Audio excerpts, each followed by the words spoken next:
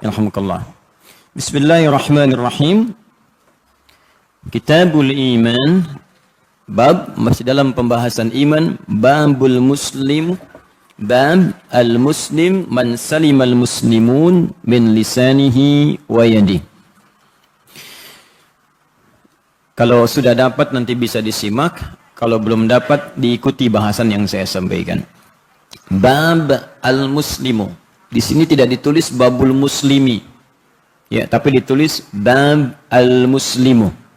Jelas? Tidak. Saya jelaskan. Saya ingin bahas setiap bagian diksi kalimatnya supaya saya ingin paham ya, apa yang kita bahas kita paham.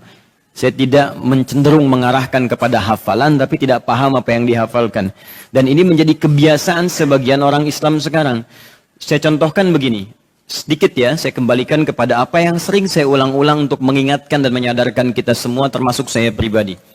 Begini, kenapa bagian ibadah ilmunya disebut fiqih? Kan ada 3 ilmu nanti kan? Akidah, ya kan? Ilmunya tauhid atau bahkan dengan namanya akidah. Kedua ibadah, syariat, ilmunya disebut fiqih. Ketiga akhlak. Nah, saya fokus nih kepada ibadah dulu karena ini yang kita kerjakan tiap hari. Kalau akidah kita ucapkan asyhadu an la ilaha illallah wa asyhadu anna muhammadar rasulullah, muslim. Akidahnya apa? Islam. Akhlak tampilan keseharian kita berupa perilaku. Tapi ibadah itu kan diantara yang paling penting hubungan pokok kita dengan Allah. Konteksnya ada di ibadah kita kerjakan setiap hari. Contohnya apa diantaranya? Salat kan? Salat kan bagian ibadah kan?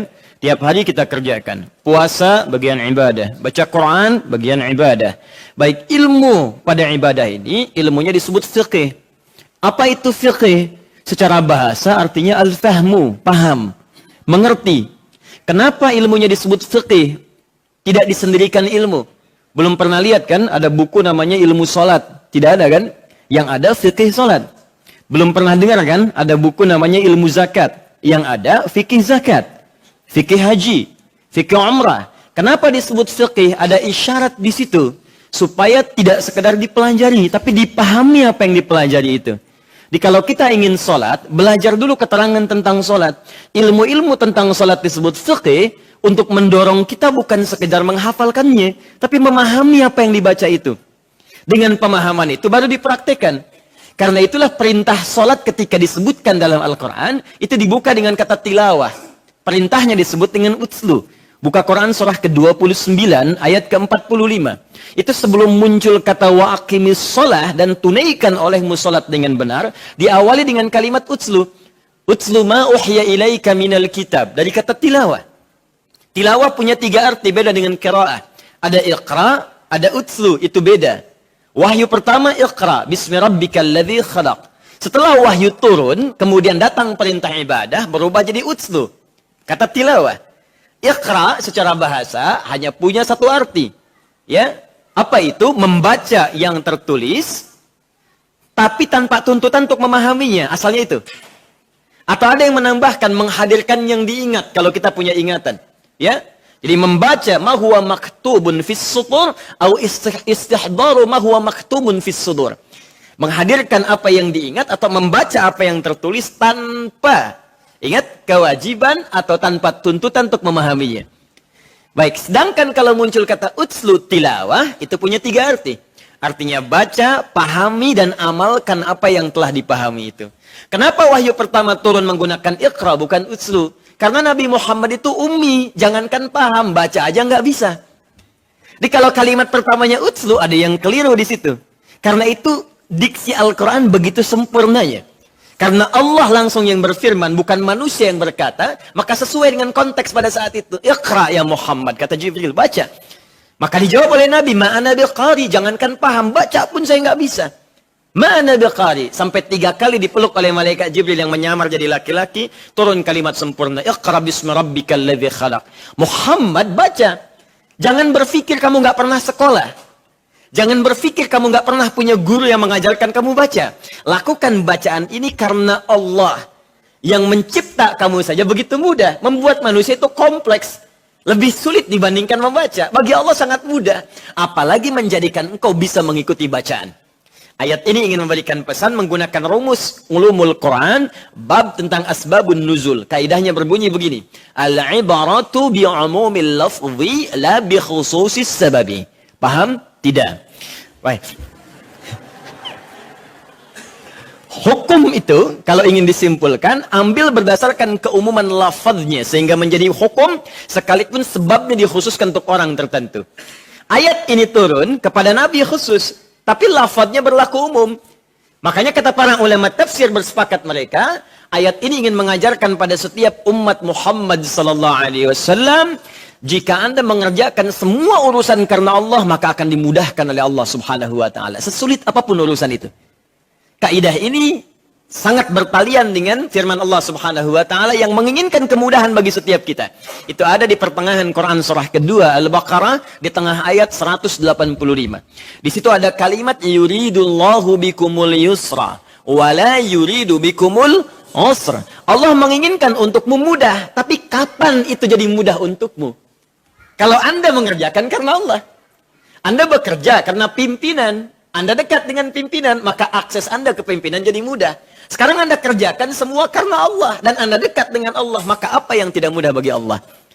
Karena itu, membangun kedekatan dengan Allah disebut takwa. Karena itulah ketika Allah menyebut orang semakin meningkatkan takwa, maka akan dimudahkan hidupnya.